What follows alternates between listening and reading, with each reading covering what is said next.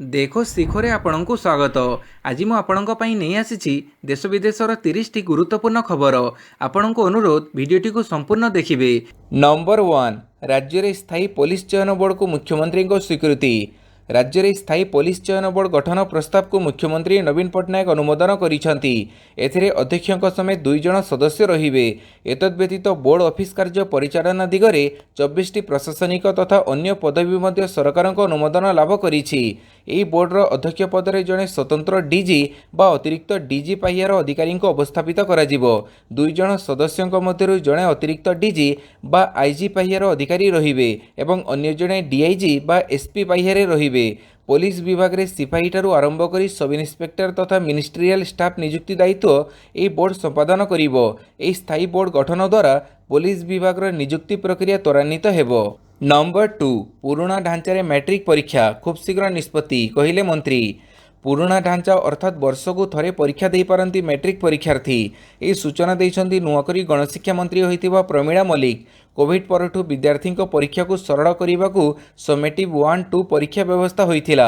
2ଟି ପରୀକ୍ଷାର ମାର୍କ ମିଶିବା ପରେ ଚୂଡ଼ାନ୍ତ ଫଳାଫଳ ପ୍ରକାଶ ପାଉଥିଲା। ମନ୍ତ୍ରୀ ପ୍ରମିଳା କହିଛନ୍ତି, ପ୍ରଥମ ଓ ଦ୍ୱିତୀୟ ପରୀକ୍ଷାରେ କିଛି ପରିବର୍ତ୍ତନ କରାଯିବ।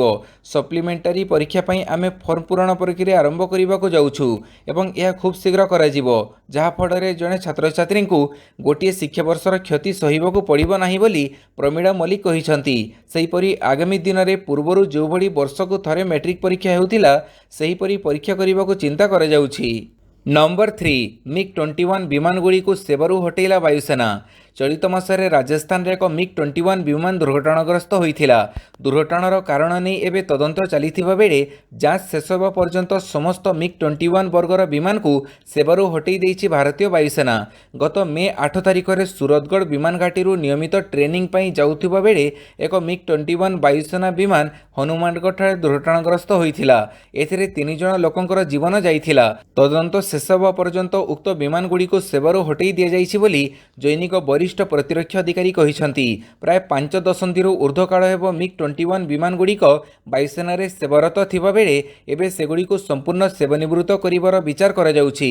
ବର୍ତ୍ତମାନ ଭାରତରେ ମୋଟ 31ଟି ଯୁଦ୍ଧ ବିମାନ ଥିବାବେଳେ ସେଥିରେ ମାତ୍ର 3ଟି MiG-21 ବିମାନ ଅଛି। 2025 ପ୍ରାରମ୍ଭ ଭାଗ ସୁଦ୍ଧା ସେଗୁଡ଼ିକୁ ସେବାନିବୃତ୍ତ କରିବା ପାଇଁ ଲକ୍ଷ୍ୟ ରଖାଯାଇଛି। ନମ୍ବର 4, ମେ 22ରୁ ହାଇକୋର୍ଟରେ ଗ୍ରୀଷ୍ମକାଳୀନ ଛୁଟି। ଆସନ୍ତା ମେ 22 ତାରିଖରୁ ଜୁନ୍ 20 ତାରିଖ ପର୍ଯ୍ୟନ୍ତ ଓଡ଼ିଶା ହାଇକୋର୍ଟରେ ଗ୍ରୀଷ୍ମକାଳୀନ ଛୁଟି। ଏନେଇ ଶୁକ୍ରବାର ହାଇକୋର୍ଟଙ୍କ ପକ୍ଷରୁ ବିଧିବଦ୍ଧ ବିଜ୍ଞପ୍ତି ଜାରି ହୋଇଛି। ତେବେ ଏହି ଛୁଟି ମଧ୍ୟରେ ଜରୁରୀ ମାମଲାର ଶୁଣାଣି ନିମନ୍ତେ ହାଇକୋର୍ଟଙ୍କ ଅବକାଶକାଳୀନ ଖଣ୍ଡପୀଠ କାର୍ଯ୍ୟ କରିବେ। ଏହି ଛୁଟି ଦିନଗୁଡ଼ିକରେ ଅବକାଶକାଳୀନ ଖଣ୍ଡପୀଠ ମେ 23, 25, 30 ଓ ଜୁନ୍ 1, 6, 8, 12 ଓ 13 ତାରିଖରେ ଜରୁରୀ ମାମଲାର ଶୁଣାଣି କରିବେ ବୋଲି ଜଣାପଡ଼ିଛି। ନମ୍ବର 5, କର୍ଣ୍ଣାଟକର ପ୍ରଥମ କ୍ୟାବିନେଟ୍, କଂଗ୍ରେସର 5 ଗ୍ୟାରେଣ୍ଟି ଲାଗୁ କରିବାକୁ ମିଳିଲା ଅନୁମତି। କର୍ଣ୍ଣାଟକ ବିଧାନସଭା ନିର୍ବାଚନ ବେଳେ କଂଗ୍ରେସ ଦେଇଥିବା କଥା ରଖିଛି। ନୂଆ ସରକାର ଦାୟିତ୍ୱ ନେବା କ୍ଷଣି ପ୍ରଚାର ବେଳେ କଂଗ୍ରେସ ଦେଇଥିବା 5 ନିର୍ବାଚନୀ ପ୍ରତିଶ୍ରୁତିକୁ ଲାଗୁ କରିବା ପାଇଁ କ୍ୟାବିନେଟ୍ ଅନୁମତି ଦେଇଛି। ଏ ସଂକ୍ରାନ୍ତରେ ଗୋଟିଏ ନିର୍ଦ୍ଦେଶନାମା ଜାରି କରାଯିବ ବୋଲି ମୁଖ୍ୟମନ୍ତ୍ରୀ ସିଦ୍ଧରମୈୟା ସୂଚନା ଦେଇଛନ୍ତି। କର୍ଣ୍ଣାଟକରେ କଂଗ୍ରେସ ସରକାର ଗଠନ କରିବା ପରେ କାଲି ପ୍ରଥମ କ୍ୟାବିନେଟ୍ ବୈଠକ ବସିଥିଲା। ଏହି ବୈଠକରେ ମୁଖ୍ୟମନ୍ତ୍ରୀ ସିଦ୍ଧରମୈୟା 5 ଗ୍ୟାରେଣ୍ଟିକୁ ଲାଗୁ କରିବାକୁ ଅନୁମତି ଦେଇଛନ୍ତି। ଏଥିପାଇଁ ରାଜ୍ୟ ସରକାରଙ୍କୁ ବାର୍ଷିକ 50,000 କୋଟି ଟଙ୍କା ଖର୍ଚ୍ଚ କରିବାକୁ ପଡ଼ିବ। କାଲି ସିଦ୍ଧରମୈୟା ମୁଖ୍ୟମନ୍ତ୍ରୀ ଡିକେ ଶିବକୁମାର ଉପମୁଖ୍ୟମନ୍ତ୍ରୀ ଓ ଅନ୍ୟ 8 ବିଧାୟକ ମନ୍ତ୍ରୀ ଭାବେ ଶପଥ ନେଇଥିଲେ। ଏହାପରେ ତୁରନ୍ତ ସମସ୍ତେ ବିଧାନସୌଧକୁ ଯାଇ ନୂଆ ସରକାରର ପ୍ରଥମ କ୍ୟାବିନେଟ୍ ବୈଠକ କରିଥିଲେ। ନମ୍ବର 6, 22ରେ ନବୀନ କରିବ ମନ୍ତ୍ରିମଣ୍ଡଳ ସମ୍ପ୍ରସାରଣ, ସାମିଲ ହେବେ 4 ନୂଆ ମୁହଁ। ମୁଖ୍ୟମନ୍ତ୍ରୀ ନବୀନ ପଟ୍ଟନାୟକ ଆସନ୍ତା 22 ତାରିଖରେ ନିଜ ମନ୍ତ୍ରିମଣ୍ଡଳର ସମ୍ପ୍ରସାରଣ କରିବେ। ସମ୍ଭାବ୍ୟ ସମ୍ପ୍ରସାରଣରେ 4 ଜଣ ନୂଆ ମନ୍ତ୍ରୀ ସ୍ଥାନ ପାଇବାର ସମ୍ଭାବନା ରହିଛି। ନବ ଦାସଙ୍କ ହତ୍ୟା ଯୋଗୁଁ ଗୋଟିଏ ମନ୍ତ୍ରୀପଦ ଖାଲି ପଡ଼ିଥିବା ବେଳେ ଅନ୍ୟ 2 ଜଣ ମନ୍ତ୍ରୀ ସମୀର ରଞ୍ଜନ ଦାସ ଓ ଶ୍ରୀକାନ୍ତ ସାହୁଙ୍କ ଇସ୍ତଫା ଯୋଗୁଁ ମୋଟ 3ଟି ମନ୍ତ୍ରୀପଦ ଖାଲି ପଡ଼ିଛି। ଅନ୍ୟ ଜଣେ ମନ୍ତ୍ରୀଙ୍କୁ ଇସ୍ତଫା ଦେବାକୁ କୁହାଯାଇପାରେ ବୋଲି ଜଣାପଡ଼ିଛି। ମିଳିଥିବା ସୂଚନା ଅନୁସାରେ ରାଜ୍ୟପାଳ ପ୍ରଫେସର ଗଣେଶୀ ଲାଲ 21 ତାରିଖ 8ଟା ସମୟରେ ଭୁବନେଶ୍ୱରରେ ପହଞ୍ଚିବେ। 22 ତାରିଖ ସକାଳ 9:30ରୁ 10ଟା ମଧ୍ୟରେ ଲୋକସଭା ଭବନ ପରିସରରେ ନୂଆ ମନ୍ତ୍ରୀମାନଙ୍କୁ ରାଜ୍ୟପାଳ ପ୍ରଫେସର ଗଣେଶୀ ଲାଲ ପଦ ଓ ଗୋପନୀୟତାର ଶପଥପାଠ କରାଇବେ। ନମ୍ବର 7, ମହାନଦୀ ଜଳ ବିବାଦ ମାମଲା, କ୍ଷେତ୍ର ପରିଦର୍ଶନ ଆରମ୍ଭ କଲେ ଟ୍ରିବ୍ୟୁନାଲ ସଦସ୍ୟ ଟିମ୍। ମହାନଦୀ ଜଳ ବିବାଦ ପାଇଁ ଗଠିତ ଟ୍ରିବ୍ୟୁନାଲ ଶନିବାରଠାରୁ କ୍ଷେତ୍ର ପରିଦର୍ଶନ ଆରମ୍ଭ କରିଛନ୍ତି। ଗସ୍ତର ପ୍ରଥମ ଦିନରେ ହୀରାକୁଦର ଅଶୋକ ନିବାସରେ ହୀରାକୁଦ ଡ୍ୟାମ୍ ସମ୍ପର୍କିତ एक प्रेजेंटेशन तांको सामने उपस्थापन करिछि ओडिशा। छत्तीसगढ़ मनमानी चालाकी और दादागिरी को तथ्य माध्यम उपस्थापन करिछि ओडिशा। केते पानी आसीबा कथा, ऊपर मुंडरे ब्यारेज और डैम रे केते पानी आसुछि से नहीं ओ हीराकुद केते प्रभावित होइछि सबु ओडिशा बखाणीछि। उपस्थापन पर ट्रिब्यूनल सदस्य माने हीराकुद डैम और जलभंडार परिदर्शन करिसंती। डैम परिदर्शन पर बामपट spillway, operation gallery, spillway view और गेट परिचालन देखिछंती ट्रिब्यूनल। नंबर 8 जापान गस्तरे कोरिया वियतनाम नेता भेटिले मोदी। प्रधानमंत्री नरेंद्र मोदी G7 वार्षिक शिखर सम्मेलन में जोग देवाकू जापान जाइछंती। शनिवार मोदी कोरिया गणतंत्रर राष्ट्रपति यून सुक योल और वियतनाम प्रधानमंत्री फाम मिन चिंग सह द्विपाक्षिक साक्षात आलोचना करिछंती। एही साक्षात्कार जापान रे ऐतिहासिक शहर हिरोशिमा रे होइछि। एही बैठक समय दुई देश सह द्विपाक्षिक संपर्क को मजबूत करने पर गुरुत्व दिया जाइछि। नंबर 9 2024 मसीह क्वाड शिखर सम्मेलन आयोजन करिबो भारत। प्रधानमंत्री नरेंद्र मोदी काली जापान हिरोशिमा ठारे क्वाड देशर मुख्य मानक सहित बैठक करथिले। एही समय मोदी कहिसंती जे 2024 रे भारत रे क्वाड सम्मेलन आयोजन करी आमे खुशी हेबु। अमेरिकार राष्ट्रपति जो बाइडेन, ऑस्ट्रेलियार प्रधानमंत्री आंथोनी अल्बानीज एवं जापान प्रधानमंत्री फुमियो किशिदा सह होइथिबा बैठक रे प्रधानमंत्री मोदी कहिसंती जे मु एही क्वाड सम्मेलन रे भाग नै अत्यंत खुशी। भारत प्रशांत महासागरीय अंचल शांति और समृद्धि को सुनिश्चित करने पर क्वाड होउछि एक गुरुत्वपूर्ण प्लाटफर्म। एथिरे कौनसी संदेह नहीं जे इंडो पैसिफिक होउछि वाणिज्य, नवसृजन और अभिवृद्धि एक इंजिन। 2024 रे क्वाड नेता सम्मेलन आयोजन करी भारत खुशी हेबो। उल्लेख थाउ कि क्वाड होउछि चारोटी देशर एक गोष्ठी जो भारत, अमेरिका, ऑस्ट्रेलिया और जापान रहिछंती। नंबर 10 केंद्र आनिला अध्यादेश ट्रांसफर पोस्टिंग पर दिल्ली उपराज्यपाल ही बस। सुप्रीमकोर्ट आदेश को अवमानना करी पुणी थरे दिल्ली उपराज्यपाल को तांको क्षमता फेरई देइछंती केंद्र सरकार। किछि दिन पूर्वे केंद्र और दिल्ली सरकार मध्य होइथिबा क्षमता लड़ई रे जीति जाइथिले केजरीवाल। हेले एहाकू सहजरे ग्रहण करि पारि नथिबा केंद्र सरकार पुणी थरे निज बड़ भाई पणिया जाहिर करिबाकू उद्यम आरंभ करिछि। दिल्लीर प्रशासनिक क्षमता निर्वाचित सरकारक हाथ में रहिबो बोली सुप्रीमकोर्ट स्पष्ट करिथिबा बेले अधिकारीक ट्रांसफर और पोस्टिंग रे उपराज्यपाल हस्तक्षेप करि पारिबेनी बोली राय प्रकाश करिथिले। मात्र यह उपरे अध्यादेश आनी उपराज्यपाल को तांको क्षमता फेरैछंती केंद्र सरकार। अधिकारीक ट्रांसफर और पोस्टिंग पई केंद्र सरकार national capital civil service authority नामक एक अथॉरिटी गठन करिसंती। एथिरे दिल्ली मुख्यमंत्री, दिल्लीर चीफ सेक्रेटरी और गृह विभाग प्रिंसिपल सेक्रेटरी को सदस्य रखाଯାଇଛି। दिल्ली मुख्यमंत्री अथॉरिटीर अध्यक्ष रहिबे। नंबर 11 ओडिशा रे आउ दुईटी नुआ रेड लाइन पई केंद्र देला मंजूरी।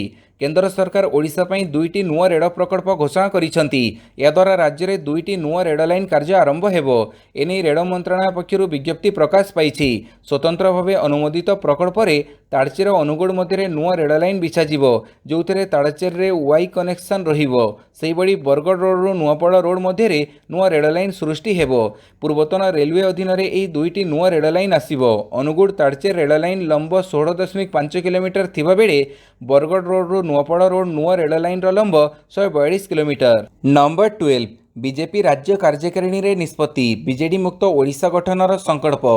साधारण निर्वाचन पूर्व राज्य बीजेपी निजर संगठन को तृणमूल स्तर सुदृढ़ करने सह राज्यर प्राय 1 कोटी परिवार पाखे पहुंचा रणनीति प्रस्तुत करिछि। बीजेडी मुक्त ओडिशा गठनर संकल्प नहीं दल आसंता 4 मास मध्य व्यापक कार्यक्रम हाथक नेबाकू काली रोडमैप प्रस्तुत करिथिबा जणा पड़िछि। या सहित केंद्र में नरेंद्र मोदी सरकार 9 वर्ष पूर्ति सफलतार वार्ता राज्यवासी निकट में पहुंचाइबा पई मे 29 रु जून 30 पर्यंत 1 मास धरी महासंपर्क अभियान निमंते दल निष्पत्ति नहीं। नंबर 13 पुणी सुप्रीमकोर्ट रे पहुंचला दिल्ली बनाम केंद्र कड़ी। तीव्र होउछि दिल्ली सरकार बनाम केंद्र सरकार कड़ी। दिल्लीर समस्त बदलीय नियुक्ति दायित्व क्षमतासीन आप सरकार को सुप्रीमकोर्ट प्रदान करथिले। एहाको अध्यादेश द्वारा अकामी करी केंद्र सरकार प्रशासनिक सेवार सबु दायित्व उपराज्यपाल को हस्तांतर करिसंती। सुप्रीमकोर्ट आप सरकार सपक्ष रे राय देइथिबा बेले एबे पुणी विवाद सर्वोच्च अदालत रे पहुंचीछि। केंद्र सरकार सुप्रीमकोर्ट को द्वारस्थ होई रायर पुनर्विचार करबाको आवेदन करिसंती। अरविंद केजरीवाल सरकार मध्य केंद्र सरकार नियुक्ति और बदली दायित्व उपराज्यपाल बोली कही आनिथिबा अध्यादेश को सुप्रीमकोर्ट रे चैलेंज करबाको निष्पत्ति नेछि। दिल्ली सरकार वकील अभिषेक मनु सिंह भी कहिसंती जेतेबेले आपण मैच हारी जांती सेतेबेले आपण सीधा नियम रे परिवर्तन करि देउछंती।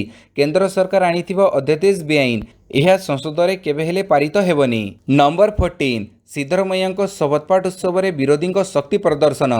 कर्णाटकर मुख्यमंत्री भावे शपथ नहीं वरिष्ठ कांग्रेस नेता सिद्धरामैया। कर्णाटक कांग्रेस मुख्य डीके शिवकुमार उपमुख्यमंत्री होइछंती। राज्यपाल थवरचांद गेहलोट उभय को पद गोपनीयतार शपथपाठ कराइछंती। सिद्ध और शिवकुमार व्यतीत आउ 8 जन विधायक मंत्री भाव शपथ नहीं। बेंगलुरुर श्री कांतिरव स्टाडियम रे हजार हजार समर्थकों उपस्थिति रे कांग्रेस नेता माने शपथ नहीं। शपथ नेबा परे सिद्धरामैया लोक चाहुथिबा प्रशासनिक सेवा समस्त को जोगई दियाजिबो बोली कहिसंती। सेपरि निर्वाचन प्रचार बेले कांग्रेस देइथिबा 5 प्रतिश्रुति आज ही कार्यकारी हेबो बोली घोषणा करा जायछि। अन्य पक्षरे 2024 साधारण निर्वाचन पूर्वरु काली सिद्धरामैया शपथपाठ उत्सव रे विरोधी सेमानकर शक्ति प्रदर्शन करिसंती। एकाठी हेबाकु विरोधी करुथुबा प्रयास काली आउ पादे आगेइछि। नंबर 15 एएसओ मेरिट लिस्ट खारज हेबा परे ओपीएससी ऑफिस सम्मुखरे मनोनीत प्रार्थी विक्षोभ। एएसओ परीक्षा मेरिट लिस्ट को हाईकोर्ट खारज करदेवा परे एथिपाई मनोनीत होइथिबा प्रार्थी माने असंतोष प्रकाश करिसंती। सेमाने काली कटक स्थित ओडिशा लोकसभा आयोग ऑफिस सम्मुखरे विक्षोभ प्रदर्शन करिसंती। सेमानक प्रति अविचार कराଯାउथिबा सेमाने कहिसंती। पूरा जजमेंट कॉपी आसीबा परे सेमाने परवर्ती पदक्षेप नेबे बोली कहिसंती। नंबर 16 कश्मीर G20 बैठक को चाइनार विरोध, जवाब देला भारत। चाइना कश्मीर हेबाकु G20 बैठक को विरोध करिछि। सेहिपरि तुर्की और सऊदी अरब श्रीनगर में हेबाकु बैठक पई एजाए पंजीकरण करि नाहंती। शुक्रवार चाइना वैदेशिक मंत्रालयर मुखपात्र वांग वेनबिन कहिथिले जे जेकोनोसी विवादी अंचल में G20 रो बैठक को चाइना विरोध करुछि। एपरि बैठक गुड़िकरे चाइना जोग देब नाही। एहाकु भारत कड़ा स्वर काउंटर करिबा सह निज अंचलर जेकोनोसी स्थान में मुक्त भावे बैठक करिबाकु अधिकार रखिछि। जम्मू कश्मीर भारतर अविच्छेद्य अंग, तेणु एठारे G20 बैठक कराजिबो। सीमारे शांति और स्थिरता उपरे चाइना सह संपर्क निर्भर करे बोली भारत सरकारक पक्षरु कुहाଯାଇଛି। कड़ा सुरक्षा मध्य आसंता 22 रु 24 तारिख जाए श्रीनगर तृतीय G20 टूरिज्म वर्किंग ग्रुप रो बैठक हेबो। नंबर 17 युद्ध आरंभ हेबा परे प्रथम थर यूक्रेन राष्ट्रपति को भेटिले मोदी। रूस सह युद्ध करुथबा यूक्रेन राष्ट्रपति वोलोडिमिर जेलेनस्की प्रथम थर पई भारतर प्रधानमंत्री नरेंद्र मोदी को भेटिछंती। उभय परस्पर सह हाथ मिलाइबा सह फोटो पोज मध्य देइछंती। एहा बाद उभय बेस किछि समय परस्पर सह कथबार्ता होइछंती। 2022 फेब्रुआरी 24 रु रूस और यूक्रेन मध्य युद्ध चली। यूक्रेन सबुबेले युद्ध बंद करबा पई भारतर सहायता लोड़ीथिले हें एजाए सुफल मिलिनी। तेबे रूस सह युद्ध आरंभ हेबा परे जेलेनस्की प्रथम थर मोदी को भेटिछंती। तेणु एही भेटघाटर गुरुत्व यथेष्ट अधिक रहिछि। G7 बैठक में सामिल हेबाकु जापान रे अछंती भारतर प्रधानमंत्री नरेंद्र मोदी। से निमंत्रित अतिथि भावे हिरोशिमा रे चलिथिबा G7 बैठक में सामिल होई निजर पक्ष रखिछंती। नंबर 18 6टी एम्स रे पेंशनभोग्य चाकरिया पाइबे कैशलेस चिकित्सा सेवा। भुवनेश्वर, भोपाल, पाटना, जोधपुर, रायपुर और ऋषिकेश रे थिबा 6टी अखिल भारतीय आयुर्विज्ञान संस्थान बा एम्स सहित केंद्र स्वास्थ्य मंत्रालय बुझामणा पत्र स्वाक्षर करिछि। एही गुरुत्वपूर्ण निष्पत्ति फल केंद्र सरकार स्वास्थ्य योजना बा CGHS रो समस्त हिताधिकारी चाकरिया एवं पेंशनभोगी ए एम्स गुड़िकर कैशलेस चिकित्सा सुविधा पाइपारे। कैशलेस आधार में रोगी सेवा प्रदान करी ए पदक्षेपर उद्देश्य होछि चाकरी और पेंशनभोगी हिताधिकारी विशेषकर वरिष्ठ नागरिक मानक लाभान्वित करवा, जो माने कि परिशोध प्रक्रिया को चैलेंज मन करती। ए राजीनामा हिताधिकारी मानक अग्रिम देय प्रदान करने आवश्यकता को दूर करिवो। बदलिला टाइम्स ऑफ इंडिया और टाइम्स नाउ चैनल मालिकाना। देश में बहुड़ प्रसारित खबर कागज टाइम्स ऑफ इंडिया एवं इंग्राजी न्यूज चैनल टाइम्स नाउर मालिकाना बदली, जहाँ टाइम्स ग्रुप द्वारा परिचालित होता। दीर्घ दिन हेब साहू जैन परिवार पारिवारिक व्यवसाय को नहीं जो विवाद लगी ताहे समाधान होइछि। टाइम्स ग्रुप दुई भाई मध्य भागबंटा होई विवादर अंत करने को निष्पत्ति निया जनापड़ी। समीर जैन और विनीत जैन मध्य टाइम्स ग्रुप भागबंटा हेबो बोली निष्पत्ति होइछि। दुई भाई मध्य विभिन्न व्यवसायर मालिकाना को दर्शाई गतकाली राति रे एपरि एक निष्पत्ति निया सूचना रही। नंबर 20 अध्यादेश आनी सुप्रीमकोर्ट को अपमानित करिछि केंद्र, कहिले केजरीवाल। दिल्ली सरकार क्षमता को संकुचित करने केंद्र सरकार शुक्रवार जारी करिथिबा अध्यादेश को आप सुप्रीमो तथा मुख्यमंत्री अरविंद केजरीवाल तीव्र समालोचना करिसंती। अध्यादेश द्वारा केंद्र सरकार दिल्ली रो पोस्टिंग और बदली दायित्व उपराज्यपाल को देइछंती। एपरि करी केंद्र सरकार सुप्रीमकोर्ट को अपमानित करिसंती। एहाकु तांको सरकार सुप्रीमकोर्ट रे चैलेंज करिवो बोली केजरीवाल सूचना देइछंती। से कहिसंती एही अध्यादेश सुप्रीमकोर्ट निर्देशर अवमानना और सर्वोच्च अदालत अपमान। केजरीवाल आहुरी कहिसंती जे विरोधी दलर नेताମାନଙ୍କ सह जोगाजोग करी ଏହି ଅଧ୍ୟାଦେଶ ଯେମିତି ସଂସଦରେ ପାରିତ ନ ହେବ ତାର ବ୍ୟବସ୍ଥା କରିବେ। ସେହିପରି ଆପ୍ ମଧ୍ୟ ଘର ଘର ବୁଲିବ ଓ ମେଗା ରାଲି କରି ଅଧ୍ୟାଦେଶ ବିରୋଧରେ ପ୍ରଚାର କରିବ ବୋଲି କେଜରିୱାଲ କହିଛନ୍ତି। ନମ୍ବର 21 ଜାପାନରେ ଜେଲେନସ୍କି। ସେପଟେ ୟୁକ୍ରେନର ବଡ଼ ସହର ଉପରେ କବ୍ଜା କଲା ରୁଷର ୱାଗ୍ନର ଗ୍ରୁପ। ୟୁକ୍ରେନର ସହର ବାଖମୁତ ଉପରେ ସମ୍ପୂର୍ଣ୍ଣ ରୂପେ କବ୍ଜା କରିଥିବା ରୁଷ ପାଇଁ ଲଢ଼େଇ କରୁଥିବା ୱାଗ୍ନର ଗ୍ରୁପ ଶନିବାର ଦାବି କରିଛି। ୱାଗ୍ନର ଗ୍ରୁପ ହେଉଛି ରୁଷର ପ୍ରାଇଭେଟ୍ ସେନା। ଏହାକୁ ଭଡ଼ାର ସେନା ବୋଲି ମଧ୍ୟ କୁହାଯାଏ। ଯେଉଁ ବାଖମୁତ ସହର ଉପରେ କବ୍ଜା କରିଥିବା ନେଇ ୱାଗ୍ନର ଗ୍ରୁପ ଦାବି କରୁଛି ତାହା ୟୁକ୍ରେନର ଏକ ବଡ଼ ସହର ଅଟେ। ଏଠାରେ ଦୀର୍ଘ ଦିନରୁ ଭୀଷଣ ଲଢ଼େଇ ଜାରି ରହିଥିଲା। ବାଖମୁତ ସହର ଉପରେ କବ୍ଜା ନେଇ ଦାବି ଏପରି ସମୟରେ କରାଯାଉଛି ଯେତେବେଳେ ୟୁକ୍ରେନ ରାଷ୍ଟ୍ରପତି ଜାପାନ ଗସ୍ତରେ ଅଛନ୍ତି। ୱାଗ୍ନର ଗ୍ରୁପର ଦାବିର ବିପରୀତରେ ୟୁକ୍ରେନ କହିଛି ଯେ ବାଖମୁତ ଏବେ ବି ଲଢ଼େଇର କେନ୍ଦ୍ର ହୋଇ ରହିଛି ଏବଂ ତାଙ୍କ ସେନା ଏବେ କଡ଼ା ଜବାବ ଦେଉଛି। ତେବେ ୟୁକ୍ରେନର ସେନା ସ୍ଥିତି ଗମ୍ଭୀର ଥିବା କଥା କହିଛି। ନମ୍ବର 22 500 ଆମେରିକୀୟଙ୍କ ଉପରେ ପ୍ରତିବନ୍ଧକ ଘୋଷଣା କଲା ରୁଷିଆ। ରୁଷିଆ 500 ଆମେରିକୀୟ ନାଗରିକଙ୍କ ପ୍ରବେଶ ଉପରେ ପ୍ରତିବନ୍ଧକ ଲଗାଇଛି। ରାଷ୍ଟ୍ରପତି ଭ୍ଲାଡିମିର ପୁତିନଙ୍କ ସରକାରଙ୍କ ପକ୍ଷରୁ ଏହି ଘୋଷଣା କରାଯାଇଛି। ଏଥିରେ ପୂର୍ବତନ ରାଷ୍ଟ୍ରପତି ବରାକ ଓବାମାଙ୍କଠାରୁ ଟେଲିଭିଜନ ଜଗତ ପର୍ଯ୍ୟନ୍ତ ଅନେକ ବଡ଼ ବ୍ୟକ୍ତିତ୍ୱଙ୍କ ନାମ ଅନ୍ତର୍ଭୁକ୍ତ ରହିଛି।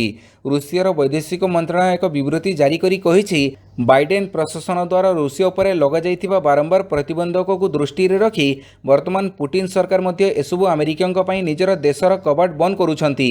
ଉଲ୍ଲେଖନୀୟ ବିଷୟ ହେଉଛି ରୁଷିଆ ୟୁକ୍ରେନ ଯୁଦ୍ଧ ପରେ ଆମେରିକା କ୍ରମାଗତ ଭାବରେ ରୁଷିଆର କମ୍ପାନୀ ଏବଂ ଲୋକଙ୍କୁ ଏହାର କଡ଼ା ତାଲିକାରେ ଅନ୍ତର୍ଭୁକ୍ତ କରୁଛି, ଯାହାଦ୍ୱାରା ରୁଷିଆର ଅର୍ଥନୀତି କ୍ଷତିଗ୍ରସ୍ତ ହେବାରେ ଲାଗିଛି। ଆମେରିକା ରୁଷିଆ ସହିତ ଜଡ଼ିତ 100ରୁ ଅଧିକ ଅନୁଷ୍ଠାନ ଏବଂ ଲୋକଙ୍କ ଉପରେ ପ୍ରତିବନ୍ଧକ ଜାରି କରିଥିଲା। ନମ୍ବର 23 22 ପାକିସ୍ତାନୀ କଏଦୀଙ୍କୁ ମୁକ୍ତ କଲା ଭାରତ। ଭାରତ ସରକାର 22 ଜଣ ପାକିସ୍ତାନୀ କଏଦୀଙ୍କୁ ଜେଲ୍ ଦଣ୍ଡ ଶେଷ ହେବା ପରେ ଶୁକ୍ରବାର ମୁକ୍ତ କରିଛନ୍ତି। ବିଏସ୍ଏଫ୍ ଯବାନଙ୍କ ଦ୍ୱାରା ଅଟ୍ଟାରୀ ବାଘା ସୀମାରେ ଥିବା ସଂଯୁକ୍ତ ଚେକ୍ ପଏଣ୍ଟରେ କଏଦୀଙ୍କୁ ପାକିସ୍ତାନ ଅଧିକାରୀଙ୍କୁ ହସ୍ତାନ୍ତର କରାଯାଇଛି। ତେବେ ପାକିସ୍ତାନୀ ହାଇକମିଶନଙ୍କ ଦ୍ୱାରା ଜରୁରୀକାଳୀନ ଯାତ୍ରା ପ୍ରମାଣପତ୍ର ଆଧାରରେ ସେମାନଙ୍କୁ ପାକିସ୍ତାନ ପଠାଯାଇଛି। ତେବେ ଏହା ପୂର୍ବରୁ ପାକିସ୍ତାନ ବନ୍ଦୀ ଥିବା ଭାରତୀୟ ମତ୍ସ୍ୟଜୀବୀଙ୍କୁ ମୁକ୍ତ କରିଛି। ପାକିସ୍ତାନୀ ମଲିଲ ଜେଲ୍ରୁ 198 ଭାରତୀୟ ମତ୍ସ୍ୟଜୀବୀଙ୍କୁ ମୁକ୍ତ କରାଯାଇଛି। ନମ୍ବର 24 ବିକ୍ରି ହୋଇଗଲା ଗୁଗୁଲ ସିଇଓ ସୁନ୍ଦର ପିଚାଇଙ୍କ ଚେନ୍ନାଇ ଘର। ଗୁଗୁଲ ସିଇଓ ସୁନ୍ଦର ପିଚାଇଙ୍କ ଚେନ୍ନାଇରେ ଅଶୋକ ନଗରୀ ସ୍ଥିତ ପୈତୃକ ଘର ବିକ୍ରି ହୋଇଯାଇଛି। ତାମିଲ ଅଭିନେତା ତଥା ପ୍ରଯୋଜକ ସି ମଣିକନ୍ଦନ ଏହି ଘରକୁ କିଣିଛନ୍ତି। ଘରର କାଗଜପତ୍ର ହସ୍ତାନ୍ତର କଲାବେଳେ ସୁନ୍ଦର ପିଚାଇଙ୍କ ବାପା ଆର୍ଏସ୍ ପିଚାଇଙ୍କ ଆଖିରୁ ଲୁହ ଝରି ଯାଇଥିଲା, କାରଣ ଏହା ଥିଲା ତାଙ୍କର ପ୍ରଥମ ସମ୍ପତ୍ତି। ଘର ବିକ୍ରି ପ୍ରକ୍ରିୟା 4 ମାସ ତଳୁ ଆରମ୍ଭ ହୋଇଥିଲା। ସୁନ୍ଦର ପିଚାଇଙ୍କ ବାପା ଘର ବିକ୍ରି କରିବାକୁ ଚାହୁଁଥିବା କଥା ସି ମଣିକନ୍ଦନ ଜାଣିବାକୁ ପାଇଥିଲେ। ସେ ସଙ୍ଗେ ସଙ୍ଗେ ଏହାକୁ କିଣିବାକୁ ଇଚ୍ଛା ପ୍ରକାଶ କରିଥିଲେ, କାରଣ ସେ ଜଣେ ରିଅଲ ଇଷ୍ଟେଟ୍ ଡେଭେଲପର ମଧ୍ୟ। ତେବେ ଘର କିଣିବା ପାଇଁ ତାଙ୍କୁ 4 ମାସ ଲାଗିଯାଇଥିଲା, କାରଣ ସେତେବେଳେ ସୁନ୍ଦର ପିଚାଇଙ୍କ ବାପା ଆମେରିକାରେ ଥିଲେ। ନମ୍ବର 25 1984 ଦଙ୍ଗା, ଜଗଦୀଶ ଟାଇଟଲରଙ୍କ ବିରୋଧରେ ସିବିଆଇ ଚାର୍ଜସିଟ୍। 1984 ମସିହା ଶିଖ୍ ବିରୋଧୀ ଦଙ୍ଗା ମାମଲାରେ ସିବିଆଇ କାଲି କଂଗ୍ରେସ ନେତା ଜଗଦୀଶ ଟାଇଟଲରଙ୍କ ନାଁରେ ଚାର୍ଜସିଟ୍ ଫାଇଲ୍ କରିଛି। ଦିଲ୍ଲୀର ଗୋଟିଏ ସ୍ୱତନ୍ତ୍ର କୋର୍ଟରେ ଚାର୍ଜସିଟ୍ ଫାଇଲ୍ କରି ସିବିଆଇ କହିଛି ଯେ ଜଗଦୀଶ ଟାଇଟଲରଙ୍କ 1984 ମସିହା ନଭେମ୍ବର 1ରେ ଲୋକମାନଙ୍କୁ ଉସ୍କେଇବା ସହ ପୁଲ ବାଙ୍ଗାସରେ ଏକାଠି କରାଇଥିଲେ। ତାଙ୍କରି ଇସାରାରେ ଲୋକମାନେ 3 ଜଣ ଶିଖଙ୍କୁ ହତ୍ୟା କରିଥିଲେ। ଟାଇଟଲରଙ୍କ ନାଁରେ ସିବିଆଇ ଦଙ୍ଗା ହତ୍ୟା ଭଳି ଦଫା ଲଗାଇଛି। ଏବେ କୋର୍ଟ ଜୁନ୍ 2ରେ ଚାର୍ଜଗୁଡ଼ିକ ଉପରେ ବିଚାର କରିବେ। ପୁଲ ବାଙ୍ଗାସ ହିଂସା ଘଟଣାରେ ସିବିଆଇ ଗତ ମାସରେ ଜଗଦୀଶ ଟାଇଟଲରଙ୍କ ସ୍ୱର ନମୁନା ସଂଗ୍ରହ କରିଥିଲା। ତାଙ୍କ ନାଁ ନାନାବତୀ କମିଶନଙ୍କ ତଦନ୍ତ ରିପୋର୍ଟରେ ମଧ୍ୟ ରହିଥିଲା, କିନ୍ତୁ ଟାଇଟଲରଙ୍କ ତାଙ୍କ ବିରୋଧରେ କୌଣସି ପ୍ରମାଣ ନଥିବା ଦାବି କରିଛନ୍ତି। ନମ୍ବର 26 ପ୍ଲେ-ଅଫ୍ରେ ଧୋନିଙ୍କ ଚେନ୍ନାଇ, ଶେଷ ମ୍ୟାଚ୍ରେ ବି ହାରିଲା ଦିଲ୍ଲୀ। ଚଳିତ ଆଇପିଏଲ୍ରେ ଦ୍ୱିତୀୟ ଦଳ ଭାବେ ଟପ୍ 4 ବା ପ୍ଲେ-ଅଫ୍ରେ ସ୍ଥାନ ପକ୍କା କରିଛି ମହେନ୍ଦ୍ର ସିଂ ଧୋନିଙ୍କ ଚେନ୍ନାଇ ସୁପର କିଙ୍ଗସ୍। କାଲି ଦଳ ଶେଷ ଲିଗ୍ ମ୍ୟାଚ୍ରେ ଦିଲ୍ଲୀ କ୍ୟାପିଟାଲ୍ସକୁ 77 ରନ୍ରେ ହରାଇଛି। ଚେନ୍ନାଇ 14ଟି ମ୍ୟାଚ୍ରୁ 17 ପଏଣ୍ଟ ସହ ପ୍ଲେ-ଅଫ୍ ଟିକେଟ୍ ହାତେଇଛି। କାଲି ପ୍ରଥମେ ବ୍ୟାଟିଂ କରି ନିର୍ଦ୍ଧାରିତ 20 ଓଭରରେ 3 ୱିକେଟ୍ ହରାଇ 223 ରନ୍ କରିଥିଲା। ଏହାର ଜବାବରେ ଦିଲ୍ଲୀ 9 ୱିକେଟ୍ ହରାଇ କେବଳ 146 ରନ୍ କରିବାକୁ ସକ୍ଷମ ହୋଇଛି। ଦିଲ୍ଲୀ ନିଜର ଶେଷ ଲିଗ୍ ମ୍ୟାଚ୍ରେ ମଧ୍ୟ ପରାସ୍ତ ହୋଇଛି। ଚଳିତ ବର୍ଷ ଦିଲ୍ଲୀ 14ଟି ମ୍ୟାଚ୍ରୁ 5ଟିରେ ଜିତିବାକୁ ସକ୍ଷମ ହୋଇଥିବା ବେଳେ 9ଟିରେ ହାରିଛି। ନମ୍ବର 27 କୋଲକାତାକୁ ହରାଇ ପ୍ଲେ-ଅଫ୍ରେ ଲକ୍ଷ୍ନୌ, ରିଙ୍କୁ ସିଂଙ୍କ ସାହସିକ ଇନିଂସ ବୃଥା। ପୁଣି ଥରେ ଲଢ଼ିଲେ ରିଙ୍କୁ ସିଂ। ଛକା ଚୌକା ବର୍ଷା କରି ଲକ୍ଷ୍ନୌ ସୁପର ଜାଏଣ୍ଟସର ଖେଳାଳି ଏବଂ ପ୍ରଶଂସକଙ୍କ ହୃଦସ୍ପନ୍ଦନ ବଢ଼ାଇଥିଲେ। ହେଲେ ଶେଷରେ ରୋମାଞ୍ଚକର ମୁକାବିଲାରେ ବାଜି ମାରି ନେଇଛି Lucknow super giants. Kolkata knight ରାଇଡର୍ସକୁ 1 ରନ୍ରେ ପରାସ୍ତ କରି ତୃତୀୟ ଦଳ ଭାବେ ଚଳିତ ଆଇପିଏଲ୍ରେ ପ୍ଲେ-ଅଫ୍କୁ ଉନ୍ନୀତ ହୋଇଛି। ପ୍ରଥମେ ବ୍ୟାଟିଂ କରି ଲକ୍ଷ୍ନୌ ସୁପର ଜାଏଣ୍ଟସ ନିକୋଲାସ ପୁରାନଙ୍କ 58 ରନ୍ ଇନିଂସ ବଳରେ ନିର୍ଦ୍ଧାରିତ ଓଭରରେ 8 ୱିକେଟ୍ ହରାଇ 176 ରନ୍ କରିଥିଲା। ଜବାବରେ କୋଲକାତା ରିଙ୍କୁ ସିଂ ଅପରାଜିତ ବିସ୍ଫୋରକ 67 ରନ୍ ଏବଂ ଜେସନ୍ ରୟଙ୍କ 45 43 ରନ୍ ବଡ଼ରେ ନିର୍ଦ୍ଧାରିତ ଓଭରରେ 7 ୱିକେଟ୍ ହରାଇ 175 ରନ୍ କରିପାରିଥିଲା। ନମ୍ବର 28 ତୃତୀୟ ଭାରତୀୟ ମହିଳା ହକି ଖେଳାଳି ଭାବେ 250 ଆନ୍ତର୍ଜାତୀୟ ମ୍ୟାଚ୍ ଖେଳିଲେ ଓଡ଼ିଶାର ଦୀପ ଗ୍ରେସ୍। ଶନିବାର ଆଡିଲେଡ୍ର ମେଟ୍ ଷ୍ଟାଡିୟମରେ ଦୀପ ଗ୍ରେସ୍ ଏକା ପାଦ ଦେବା ମାତ୍ରେ ଏକ ନୂତନ କୀର୍ତ୍ତିମାନ ସ୍ଥାପନ କରିଛନ୍ତି। ଓଡ଼ିଶାର ଏହି ଷ୍ଟାର ମହିଳା ହକି ଖେଳାଳି ତୃତୀୟ ଭାରତୀୟ ଭାବେ 250 ଆନ୍ତର୍ଜାତୀୟ ମ୍ୟାଚ୍ ଖେଳିଛନ୍ତି। ତାଙ୍କ ପୂର୍ବରୁ ବନ୍ଦନା କଟାରିଆ ଓ ରାନୀ ରାମପାଲ 254 ମ୍ୟାଚ୍ ଖେଳିଛନ୍ତି। ସୁନ୍ଦରଗଡ଼ର ଲୁଲକିଡିହ ଗ୍ରାମର ଦୀପ ଗ୍ରେସ୍ 2011ରେ ଆନ୍ତର୍ଜାତୀୟ ହକିରେ ପଦାର୍ପଣ କରିଥିଲେ। ସେ ଦୁଇଥର ଅଲିମ୍ପିକ୍ସରେ ଭାରତ ପକ୍ଷରୁ ପ୍ରତିନିଧିତ୍ୱ କରିଛନ୍ତି। ଭିଡ଼ିଓଟିକୁ ସମ୍ପୂର୍ଣ୍ଣ ଦେଖିଥିବାରୁ ବହୁତ ବହୁତ ଧନ୍ୟବାଦ।